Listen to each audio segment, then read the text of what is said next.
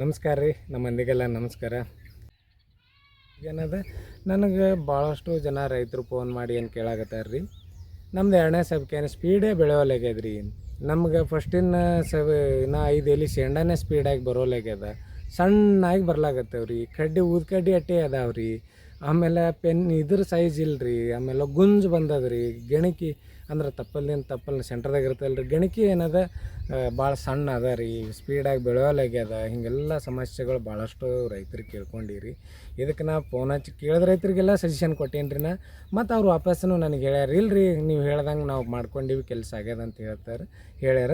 ಅದಕ್ಕೆ ನಾವು ಯಾಕೆ ಆಗ್ಯದ ಅನ್ನೋದು ಮೊದಲು ನಾವು ತಿಳ್ಕೊಂಡು ಆನಂತರ ಮುಂದೆ ಹೊಸ ಸೊಲ್ಯೂಷನ್, ಅದ್ರ ಬಗ್ಗೆ ಸೊಲ್ಯೂಷನ್ ನಿಮ್ಗೆ ಹೇಳ್ತೀನಿ ರೀ.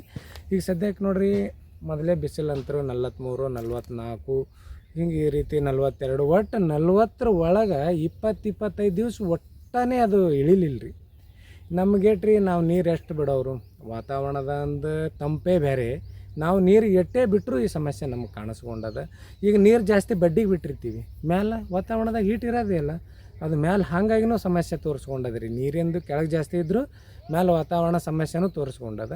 ಹಂಗಾಗಿ ಇನ್ನೊಂದು ಏನಾಗಿಬಿಟ್ಟದ ರೀ, ಬಿಸಿಲು ಜೋರಾಗಿಬಿಟ್ಟಿರ್ತದೆ. ಒಳಗೇನದ ಅಲ್ಲಿ ನಮ್ಗೆ ಲೈನ್ ಸಮಸ್ಯೆ ಆಗಿರ್ತಾವಲ್ಲ ರೀ, ಕರೆಂಟ್ ಮುಂಜಾನೆ ಬರೋ ಕರೆಂಟ್ ಸಂಜೆ ಮುಂದೆ ಬಂದಿರ್ತಾವೆ. ಸಂಜೆ ಮುಂದೆ ಬರೋ ಕರೆಂಟ್ ಒಂದು ದಿವ್ಸ ಏನೋ ಮಿಸ್ಟೇಕ್ ನಮ್ಮ ಕಾರಣಾಂತರಗಳಿಂದ ಟಿಶ್ಯೂ ಒಳಗೆ ಏನರ ಸಮಸ್ಯೆ ಆಗಲಿ ಏನೆಲ್ಲ ಆಗಿ ಏನಾಗಿರ್ತದೆ ರೀ, ಒಂದು ದಿನ ನೀರು ಮುಂದೆ ಹೋಗ್ಬಿಟ್ಟಿರ್ತದೆ ರೀ. ಏಕದಮ್ ಬೇರೆ ಈ ಬಿಸಿಲಿನ ತಾಪಿಗೆ ಏನಾಗ್ಯದ, ಸುಟ್ಟು ಹೋಗ್ಬಿಟ್ಟದ ರೀ. ಬದ್ನಿಕಾಯಿ ಇದು ಅದೇನ್ರಪ್ಪ, ಗೆಣಸಿನಕಾಯಿ ಕುದಿಸ್ದಂಗೆ ಆಗಿಬಿಟ್ಟದ್ರಿ ಅವಕ್ಕೆ ಬೇರ್ಗಳಿಗೆ. ಯಾಕಂತಂದ್ರೆ ಮ್ಯಾಲೆ ಬಿಸಿಲು, ಕೆಳಗೂ ಮ್ಯಾಲೆ ಬಿಸಿಲು, ತೆಳಗೇನದ ಭೂಮಿನೂ ತಂಪಿಲ್ಲ. ಒಟ್ಟು ನೀರಿನ ಇದನ್ನೇ ಇಲ್ಲ ರೀ ನಮ್ಮ ಭೂಮಿ ಒಳಗೆ. ನಾವು ಎಷ್ಟು ಡ್ರಿಪ್ಪಿಗೆ ನೀರು ಬಿಡ್ತೇವಲ್ಲ ಅಷ್ಟೇ ನೀರು ಉಳ್ಕೊಂಡದ್ರಿ. ಹಾಗಾಗಿ ಏನಾಗಿಬಿಟ್ಟದ, ನಮಗೆ ಗಿಡಕ್ಕೆ ಏನದ ಬಿಳಿ ಬೇರು ಅವಾಗ ಜಾಸ್ತಿ ಬೇರೆ ಕೆಲಸ ಬಿಟ್ಟು ಹೋಗಿ ಏನಾಗಿಬಿಟ್ಟದ್ರಿ, ಅದು ನಮ್ಗೆ ಎರಡನೇ ಸಬ್ಕ್ಯಾನ್ಗೆ ಏನಾಗ್ಯದ, ಚಿಗಿಲಿಕ್ಕೆ ನಮ್ಗೆ ಅವಕಾಶ ಮಾಡಿಕೊಟ್ಟಿವಿ. ನಮಗೆ ಎಷ್ಟು ಬೇರೆ ನಾವು ಹೆಲ್ದಿ ಇಟ್ಕೋತೇವಲ್ಲ ರೀ, ಅಷ್ಟು ಗಿಡ ವರ್ಕ್ ಹಾಕೋಂತ ಚಲೋ ಆತ. ನಾವು ಬಿಟ್ಟಂಥ ನೀರಾಗಲಿ, ಬಿಟ್ಟಂಥ ಗೊಬ್ಬರ ಆಗಲಿ ಏನಾದ್ರು ಗಿಡಕ್ಕೆ ಅಪ್ಟೇಕ್ ಮಾಡೋದು ಯಾವ್ದು ರೀ, ಬೇರೆ. ಆಮೇಲೆ ಗಿಡದಿಂದ ಆಹಾರ ತಯಾರು ಮಾಡ್ಕೋಬೇಕಾದ್ರೆ ಬೇರೆ ಮೇಲೆ ಎತ್ತಿ ಕೊಟ್ಟಕ್ರೆ ಅದು ಈ ಗಿಡಕ್ಕೆ ಬೇಕಾದಂಥ ನೀರಾಗಲಿ, ಗಿಡಕ್ಕೆ ಬೇಕಾದಂಥ ಪೋಷಕಾಂಶಗಳು ತಪ್ಪಲಿಗೇನು ಇರ್ತದಲ್ಲ, ಅದಕ್ಕೆ ಬೇಕಾದದ್ದೆಲ್ಲ ಬೇರೆ ಎತ್ತಿ ಕೊಟ್ಟಕ್ರೆ ಅಲ್ಲಿ ಮೇಲೆ ದ್ವಿತೀಯ ಸಂಶ್ಲೇಷಣೆ ಕ್ರಿಯೆ ನಡೆದು ಆರು ಉತ್ಪತ್ತಿಯಾಗಿ ಆಮೇಲೆ ಗಿಡ ಹೆಲ್ದಿಯಾಗಿ ತಪ್ಪಲ ಮ್ಯಾಲೆ ಹೊಸ ಕುಳಿಗೆ ಬೆಳಿಲಿಕ್ಕೆ ಎಲ್ಲ ತಳಗಿನ ತಪ್ಪಲು ವರ್ಕ್ ಮಾಡ್ದಕ್ರೆ ನಮಗೆ ಮ್ಯಾಲೆ ಬೆಳಿಲಿಕ್ಕೆ ಮುಂದಿನ ಸಬ್ಕ್ಯಾನ್ ಚಿಗಿಲಿಕ್ಕೆ ಅನುಕೂಲ ಆಗ್ತದೆ. ಈಗ ಮತ್ತು ಇದ್ರಾಗ ಯಾವುದಾರು ಒಂದು ವ್ಯತ್ಯಾಸ ಆಗಿಬಿಡ್ತಂದ್ರೆ ಅಂದ್ರೆ ಆಟೋಮೆಟಿಕ್ ನಿಂತು ಬಿಡ್ತದೆ ರೀ. ಆಟೋಮೆಟಿಕ್ ನಿಂತು ಬಿಡ್ತದೆ. ಒಂದೇ ಒಂದು ಸಮಸ್ಯೆ ಆಗಲಿ, ಬಿಳಿ ಬೇರೆ ಕೆಲಸ ಬಿಡ್ತಂದ್ರೆ ಮ್ಯಾಲೆ ಆಹಾರ ಹೋಗಂಗಿಲ್ಲ, ಆಹಾರ ಹೋಗಲಿಲ್ಲ ಅಂದ್ರೆ ದ್ವಿತೀಯ ಸಂಶ್ಲೇಷಣೆ ಕ್ರಿಯೆ ನಡೆಯಂಗಿಲ್ಲ, ನೀರು ಹೋಗಲಿಲ್ಲ ಅಂದ್ರೆ ದ್ವಿತೀಯ ಸಂಶ್ಲೇಷಣೆ ಕ್ರಿಯೆ ನಡೆಯಂಗಿಲ್ಲ. ಬಿಸಿಲು ಜೋರಾಗಿ ತಪ್ಪಲು ವರ್ಕ್ ಬಿಡ್ತಂದ್ರೆ ಕೆಳಗೆ ಬೇರೆ ಕೆಲಸ ಬಿಟ್ಬಿಡ್ತು. ಕೆಳಗೆ ಬೇರೆ ಕೆಲಸ ಬಿಡ್ತಂದ್ರೆ ಅದಕ್ಕೆ ನೀರು ಮತ್ತು ಅಲ್ಲಿರುವಂಥ ಪೋಷಕಾಂಶಗಳು ಎತ್ತಿ ಕೊಡೋದು ನಿಂತು ಬಿಡ್ತಂದ್ರೆ ಏನಾಗಿಬಿಡ್ತದೆ ರೀ, ಮ್ಯಾಲೆ ಆಟೋಮೆಟಿಕ್ ಮುಂದಿನ ಚೆಂಡ ಸಣ್ಣ ಆಗಿಬಿಡ್ತದೆ. ಆ ರೀತಿ ಭಾಳ ಒಂದಕ್ಕೊಂದು ಅವಿನಾಭಾವ ಸಂಬಂಧ ರೀ. ಬೇರಿಗೆ, ತಪ್ಪಲ್ಕೆ, ಗಿಡಕ್ಕೆ, ಆಮೇಲೆ ಹೊಸ ಕುಳಿಗೆ ಇವೆಲ್ಲ ಕೆಲಸ ಮಾಡಿಸೋಲ್ಕೆ ಹಚ್ಚೋದೇ ಸೂರ್ಯ, ನಮ್ಮ ವಾತಾವರಣ, ನಮ್ಮ ಭೂಮಿ ಒಳಗಿರುವಂಥ ತೇವಾಂಶ ಇವೆಲ್ಲ ಕೂಡಿಸಿ ನಮಗೆ ಕೆಲಸ ಮಾಡ್ಲಿಕ್ಕೆ ಹಚ್ತದೆ. ಇತರನ ಒಳಗೆ ಏರುಪೇರು ಆಲಾರಂಗೆ ನಾವು ನೋಡ್ಕೋಬೇಕು ರೀ. ಇದೇ ನಮ್ಮ ಜಾಣತನ. ನಾವು ದ್ರಾಕ್ಷಿ ಬೆಳೆಗಾರರು ಕರೆಕ್ಟಾಗಿ ಅನಿಸ್ಕೋಬೇಕಂತಂದ್ರೆ ಇದು ನಾವು ದ್ರಾಕ್ಷಿ ಬೆಳೆಗಾರರಲ್ಲಿ ಇರುವಂಥ ಒಂದು ಶಕ್ತಿ ಅಂದಂಗೆ ರೀ. ಅವ್ರು ಯಾರು ಮ್ಯಾನೇಜ್ ಮಾಡ್ತಾರಲ್ಲ ಕಂಪಲ್ಸರಿ ಅವ್ರು ರಿಸಲ್ಟ್ ತೊಗೊತಾರೆ.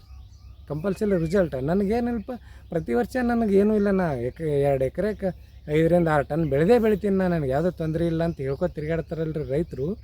ಅವರಲ್ಲಿರುವಂಥ ಟ್ಯಾಲೆಂಟೇ ಇದೆ ರೀ. ಪ್ರತಿದಿನ ಪ್ಲಾಟ್ ಅಡ್ಡಾಡ್ತಾರೆ ರೀ ಅವರು.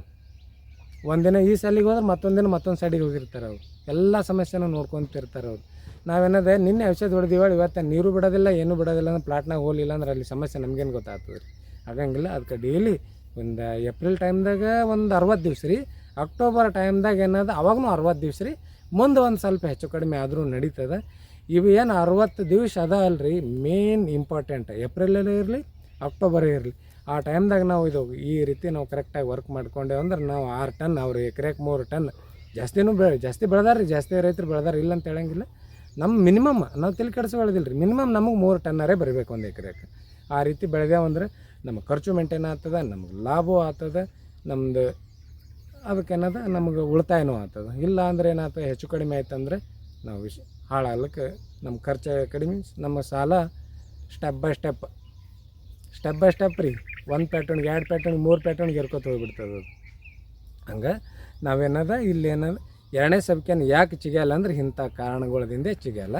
ಅದಕ್ಕೆ ನಾವೇನದ ನಾವು ಒಮ್ಮೆ ಇಲ್ಲ ಇದು ಬೇರೆ ಕೆಲಸ ಬಿಟ್ಟದಂದು ಒಮ್ಮೆ ಮಾಡ್ಲಿಕ್ಕೆ ಹೋದೇವಂದ್ರೆ ಆಮೇಲೆ ನಾವು ಬಿಟ್ಟಂಥ ಗೊಬ್ಬರ ಗಿಡ ತೊಗೋಬೇಕು. ಆ ಗಿಡ ತೊಗೊಂಡದ್ದು ಬೇರು ಬಿಟ್ಕೋಬೇಕು. ಮೊದಲ ಬೇರು ಬಿಟ್ಕೊಂಡು ನಂತರ ಆಮೇಲೆ ಅದು ಮುಂದೆ ಹಾಗೆ ಗಿಡಕ್ಕೆ ಮೇಲೆ ಎತ್ತಿ ಕೊಡಬೇಕು. ಅದು ಎತ್ತಿ ಕೊಟ್ಟು ಬಳಕ ಆ ಕುಳಿ ಆ್ಯಕ್ಟಿವ್ ಆಗಬೇಕಾದ್ರೆ ನಮಗೆ ದಿನ ಹೋಗಿಬಿಡ್ತದೆ.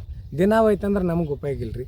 ಅದಕ್ಕೆ ನಾವು 25ನೇ ದಿನ ಹಿಡ್ಕೊಂಡೆ ನಮ್ಮ ಬೇರೆ ಕೆಲಸ ಮಾಡ್ಲಾಗತ್ತದೋ ಇಲ್ಲೋ, ನಮ್ಮ ಬೇರೆ ಕೆಲಸ ಮಾಡ್ಲಾಗತ್ತಿಲ್ಲ ಅಂದ್ರೆ ನಾವು ಬೇರಿನ ಕೆಲಸ ಅವಾಗೆ ಕೊಟ್ಕೊಂತ ಹೋಗ್ಬೇಕು ರೀ. ಆಮೇಲೆ ಮುಂದೆ 35 ದಿವ್ಸನಾಗೂ ಅದ ಇಲ್ಲೋ, ನಾವು 25ನೇ ದಿವ್ಸಕ್ಕೆ ಮಾಡ್ಕೊಂಡಿರ್ತೀವಿ, ಆದರೂ ಮುಂದೆ ಅದ ಇಲ್ಲೋ ಅನ್ನೋದು ಅವಾಗೂ ಟೆಸ್ಟ್ ಮಾಡ್ಬೇಕು ರೀ. ಆಮೇಲೆ ಇದಕ್ಕೆ ಏನು ಗೊಬ್ಬರ ಕಡಿಮೆ ಬಿದ್ದದು ಅಥವಾ ನೀರು ಕಡಿಮೆ ಬೀಳಾಗತ್ತದು, ಏನದ ಸ್ವಲ್ಪ ಏನಾರು ಮಿಕ್ಸ್ ಮೈಕ್ರೋ ಕಡಿಮೆ ಬಿದ್ದದು, ಮೇಲೆ ಯಾವ್ದಾರ ಟಾಣಿಕ್ ಹೊಡ್ಕೋಬೇಕು ಏನು ಅನ್ನೋದು ಒಟ್ಟು ನಮ್ಮ ಡೈಲಿ ನಮ್ಮ ತಲೆ ಒಳಗೆ ಇರ್ಬೇಕು ರೀ. ಅದು ಈ ಒಂದು 60 ದಿವ್ಸನ ನಾವು ಕವರ್ ಮಾಡಿದೆವಂದ್ರೆ ನಾವೇನದು ಕರೆಕ್ಟ್ ಆಗ್ತದೆ. ಈಗ ಸದ್ಯಕ್ಕೆ ಯಾವುದೇ ಕಾರಣ ಇರಲಿ ರೀ, ಈ ನೀರು ಕಡಿಮೆರೆ ಆಗಲಿ, ಬಿಸಿಲಿಂದರೆ ಆಗಲಿ, ಬೇರೆ ವರ್ಕ್ ಬಿಟ್ಟರೆ ಆಗಲಿ, ಹಿಂಗೆ ಯಾವುದೇ ಕಾರಣ ಇರಲಿಕ್ಕೆ ರೀ ಒಂದು ಸಮಸ್ಯೆ ಹುಟ್ಕೊಂಡದೆ. ಈಗೇನು ರೀ, ಸಬ್ಕೇನ್ ಚಿಗೋಲಾಗ್ಯದ, 2ನೇ ಸಬ್ಕೇನ್ ಚಿಗೋಲಾಗ್ಯದ, 1ನೇ ಸಬ್ಕೇನ್ ಕುಳಿ ಶೇಂಡ ಸಣ್ಣ ಬರ್ಲಾಗತ್ತದ, ನಮ್ಮ ಕಡ್ಡಿ ಸಣ್ಣ ಅದಾವೆ. ಇದಕ್ಕೆ ನಾವೇನದ ನಾವು ಕಡ್ಡಿ ಸೈಜ್ ಮಾಡ್ಕೋಬೇಕು ರೀ. ಆಮೇಲೆ 2ನೇ ಸಬ್ಕೇನ ಚುಗ್ಸ್ಕೋಬೇಕು. ಆಮೇಲೆ ಕಡ್ಡಿನೂ ನಾವು ಶೇಂಡ ಜಲ್ದಿ ಬರಬೇಕು. ಆ ರೀತಿ ಏನು ಪ್ಲ್ಯಾನ್ ಹಾಕೋಬೇಕಂತಂದ್ರೆ ಬೇರೆ ವರ್ಕ್ ಇದ್ದಿತ್ತಿಲ್ಲ ಅಂದ್ರೆ ಬೇರೆ ವರ್ಕ್ ಸ್ಟಾರ್ಟ್ ಮಾಡ್ಕೋರಿ. ನಮ್ಮ ಏರಿಯಾದಾಗ ನಾವು ಕೆಲವೊಂದು ಹೋಮಿಕ್ ಆ್ಯಸಿಡ್ಗಳನ್ನ ಯೂಸ್ ಮಾಡ್ಕೊತೀವಿ ರೀ.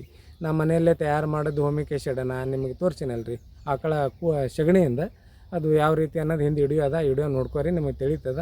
ನಾ ಅದನ್ನು ರೆಡಿ ಮಾಡ್ಕೊಂಡು ಕರೆಕ್ಟ್ ನಾ 30 ದಿವ್ಸಕ್ಕೆ ಬಿಟ್ಟೀನಿ ರೀ. ನನ್ನಲ್ಲೇನು ಯಾವುದೇ ರೀತಿ ಅಂತ ಬೇರೇನು ತೊಂದರೆ ಕಂಡಿಲ್ಲ. ಇನ್ನೇನದ ನಾವು ಇದು ಬೇರೆ ಕೆಲಸ ಮಾಡಿಸ್ಕೊಂಡು ಈಗ ಬೇರೆ ಕೆಲಸ ಮಾಡ್ಲಿಕ್ಕೆ ಸ್ಟಾರ್ಟ್ ಮಾಡ್ತಂದ್ರೆ ನಾವು ಬೇರೆ ಕೆಲಸ ಬೇರೆ ಬಿಟ್ಟದು ಹೇಳ್ತಂದು ಬಿಡಪ್ಲಿ ಇರೋಂಗಿಲ್ಲ ರೀ. ಸ್ವಲ್ಪ ಎಕ್ಸ್ಟರ್ನಲ್ ಗೊಬ್ಬರ ಕೊಡ್ಬೇಕು ರೀ. ಈ ಟೈಮ್ದಾಗ ಏನು ರೀ 30-35 ದಿವ್ಸನ ಒಳಗಡೆ ಇತ್ತಂದ್ರೆ 12 ಎಕ್ಸೆಟ್ ಗೊಬ್ಬರ ಕೊಡ್ಬೇಕು. 12-61-0 ಗೊಬ್ಬರ ಕೊಡ್ಬೇಕು ರೀ. ಸ್ವಲ್ಪ ನೀವು ಲಿಕ್ವಿಡ್ ಬಿಡೋರು ಇದ್ರಂದ್ರೆ ಅವ್ರು ಏನದ ಯಾವುದೂ ಇಲ್ಲ ರೀ, ಲಿಕ್ವಿಡ್ ಬಿಡ್ಲಾರ್ದವ್ರು ಏನದ ಸ್ವಲ್ಪ ಯೂರಿಯಾ ಮಿಕ್ಸ್ ಮಾಡ್ಕೋಬೇಕು ರೀ. ಕಾಳು ಗೊಬ್ಬರ ಬಿಡ್ತೀರಲ್ಲ ರೀ ನೀವು, ವಾಟರ್ ಸೋಲೇಬಲ್ಗಳು, ಅವೇನದ ಒಂದು ಸ್ವಲ್ಪ ಯೂರಿಯಾ ಮಿಕ್ಸ್ ಮಾಡಿ ಆ ಡ್ರಿಪ್ನಾಗ ಕೊಟ್ಬಿಟ್ಟೆ ಅಂದ್ರೆ ಆಟೋಮೆಟಿಕ್ ಆ ಕುಳಿ ಎದ್ಬಿಡ್ತದೆ. ಈಗ ನಾವು ಇದು ಕೆಳಗೆ ಡ್ರಿಪ್ನಾಗ ಮಾಡ್ಕೊಳ್ಳುವಂಥ ಕೆಲಸ ಆಯ್ತು ರೀ. ಇನ್ನು ಮ್ಯಾಲೆ ಸ್ಪ್ರೇದಾಗ ನಾವು ಸ್ವಲ್ಪ ಮಾಡ್ಕೊಳ್ಳೇಬೇಕಲ್ಲ ರೀ.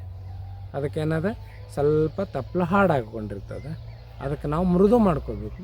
ಈ ಟೈಮ್ದಾಗ ಏನು ಮಾಡ್ಕೊಳ್ಳೋದ್ರಿ, ಬಾವಿಷ್ಟನ್ನು ಇದು ಬಯೋಜಮ್ಮ ಇದರ ಜೊತೆ ಇದು ರೀ ಮೊನೊಕ್ರೋಟೋಫಾಸ್ ಕೂಡಿಸ್ರಿ, ಇಲ್ಲ ಇವು ಎರಡೇ ಹೊಡ್ಕೋರಿ ನಡೀತದೆ.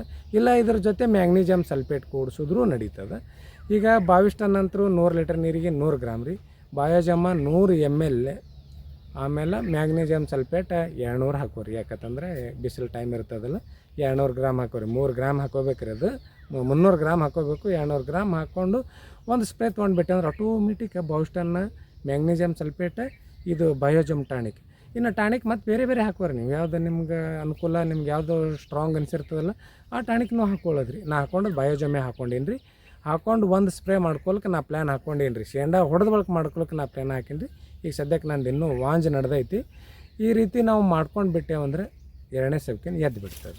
ಈಗ 2ನೇ ಸಬ್ಕೇನು ಎದ್ದು ಬಿಡ್ತಿಲ್ಲೋ, ಇದು ಇಟ್ಟು ಕೆಲಸ ಮುಗಿಬೇಕಾದ್ರೆ 5 ದಿವಸ ಹೋಗಿರ್ತದೆ, 5-6 ದಿವಸ ಹೋಗಿರ್ತದೆ. ಆ ಟೈಮ್ದಾಗ 0-52-34 ನಾವು 1 ಎಕರೆಗೆ ಪ್ರಮಾಣ ಏನೈತಲ್ಲ ಆ ಪ್ರಮಾಣ ಕೊಟ್ಟೇವಂದ್ರೆ 2ನೇ ಸಬ್ಕೇನು 50 ದಿನದ ಕಂಪಲ್ಸರಿ ಶೇಂಡ ಹೊಡೆದು ನಮ್ಮ ಪ್ಲಾಟ್ ರೆಡಿ ಆಗಿಬಿಡ್ತವೆ. ಅದಕ್ಕೆ ಈಗ ಆದಂಥ ಸಮಸ್ಯೆನ ಈ ರೀತಿ ಕ್ಲಿಯರ್ ಮಾಡಿಕೊಂಡು ನಾವೇನದ ಮುಂದೆ ಅದಕ್ಕೆ ಮತ್ತು ಇದು ಇಟ್ಟೇ ಮಾಡ್ಕೊಂಡು ಸುಮ್ಮನೆ ಬಿಡೋದಿರಲ್ಲ ರೀ. ಅವಕ್ಕೆ ಗರ್ಭಿನ ಔಷಧಿಗಳು ಹಾಗೆ ಕಂಟಿನ್ಯೂ ಇರಬೇಕೇ ರೀ. ಅವು ಇದು ಎಕ್ಸ್ಟರ್ನಲ್ ಮಾಡ್ಕೊಳ್ಳೋ ಕೆಲಸ ರೀ ನಮ್ಮದು. ಇದು ಎಕ್ಸ್ಟರ್ನಲ್ ಮಾಡ್ಕೊಂಡೇವು ಅಂದ್ರೆ ಏನಾಗ್ಬಿಡ್ತದೆ ರೀ, ನಮ್ಗೆ ಯಾವುದೇ ರೀತಿ ಅಂತ ತೊಂದರೆ ಆಗಂಗಿಲ್ಲ.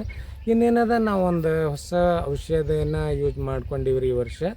ಏನಂತಂದ್ರೆ ಇದು ಗರ್ಭ ಫಾಸ್ಟ್ ಅನ್ನೋದು ಅದು ಏನು ಕೆಲಸ ಮಾಡ್ತದೆ, ಹೆಂಗೆ ಕೆಲಸ ಮಾಡ್ತದೆ, ಏನು ಅನ್ನೋದು ಅದ್ರ ಬಗ್ಗೆ ನಾವೇನದ ವಿಸ್ತಾರವಾಗಿ ಅದ್ರ ಬಗ್ಗೆ ಒಂದು ವಿಡಿಯೋ ಮಾಡಿ ನಿಮ್ಗೆ ಅದ್ರ ಬಗ್ಗೆ ತಿಳಿಸ್ತೀನಿ ರೀ. ಅದು ಏನೇನು ಆಗ್ತದೆ ಅನ್ನೋದು ನೀವೇ ಕಂಡು ಹಿಡ್ಕೋಬೇಕು ರೀ. ನಾ ಹೇಳಿರ್ತೀನಿ, ಹೊಡೆದ ಬಳಕ ನೀವು ಕಂಡು ಹಿಡಿಬೇಕಾಗುತ್ತೆ. ಇಲ್ಲ ಇದು ಗರ್ಭ ಫಾಸ್ಟ್ ಏನದ ಇದು ಈ ರೀತಿ ಕೆಲಸ ಮಾಡ್ಯಾದ ನಮ್ಮಲ್ಲಿ ಅನ್ನೋದು ನಾ ಹೇಳೋಕ್ಕಿಂತ ಮೊದಲೇ ನಾ ಹೇಳಿರ್ತೀನಿ. ಆ ರೀತಿ ನಿಮ್ಮ ಪ್ಲಾಟ್ನಾಗ ನೋಡ್ಕೊಂಡ್ರೆ ನಿಮಗೆ ರಿಸಲ್ಟ್ ಅದ ಅನ್ನೋದು ಕನ್ಫರ್ಮ್ ಆಗ್ತದೆ. ಆ ವಿಡಿಯೋದಾಗ ಮತ್ತೆ ನಿಮಗೆ ಭೇಟಿ ಆಗೋಣಂತೆ. ನಮಸ್ಕಾರ.